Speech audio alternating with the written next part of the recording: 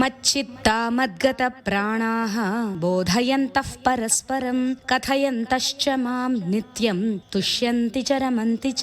పరమాత్మయందు అచంచలమైన శ్రద్ధా భక్తి కలవారు ఎలా ఉంటారు, వారి అనుభూతులు ఎలా ఉంటాయో ఈ శ్లోకంలో పరమాత్మ చెప్తున్నాడు. సామాన్య మానవుల మనస్సు బుద్ధి ఎప్పుడూ ప్రాపంచిక విషయాలలో తిరుగుతూ ఉంటుంది. వారికి బాహ్య ప్రపంచమే స్వర్గతుల్యం. కానీ పరమాత్మ మీద భక్తి కలిగిన వారి చిత్తం ఎల్లప్పుడూ పరమాత్మయందు లగ్నమై ఉంటుంది. వారు తమ ప్రాణాలన్నీ పరమాత్మ మీదే నిలుపుకొని బ్రతుకుతూ ఉంటారు. అంటే ఈ ప్రాణాలు సంచరించే జ్ఞానేంద్రియాలు, కర్మేంద్రియాలు, మనోబుద్ధి, అహంకారాలు ఎల్లప్పుడూ పరమాత్మయందే నిలిచి ఉంటాయి. వారు ఏది చూసినా ఏది విన్నా అంతా వారికి పరమాత్మమయంగా ఉంటుంది. అటువంటి వారికి అశాశ్వతమైన ప్రాపంచిక విషయాల మీద ఆసక్తి ఉండనే ఉండదు. అలాంటి వారు నలుగురు కలిసినప్పుడు వారు ఇతర విషయాల గురించి మాట్లాడుకోరు, పరమాత్మ గురించే మాట్లాడుకుంటారు. పరమాత్మ కథలను ఒకరికి ఒకరు చెప్పుకుంటారు, విన్న వాటిని మననం చేసుకుంటూ ఉంటారు. ఎందుకంటే వారి మనసు ఎల్లప్పుడూ పరమాత్మయందు లగ్నం అయి ఉంటుంది. వారు ఏది మాట్లాడినా, ఏది ఆలోచించినా, ఏది చేసినా దైవ సంబంధంగానే ఉంటుంది. వారి మనసులు ఎల్లప్పుడూ ఆనందంగా ఉంటాయి. వారెల్లప్పుడూ తృప్తిగా జీవిస్తారు. వారి ఆనందానికి, సంతోషానికి అవధులే ఉండవు. శోకం, దుఃఖం, కష్టం వారి దగ్గరికి రావడానికి భయపడతాయి.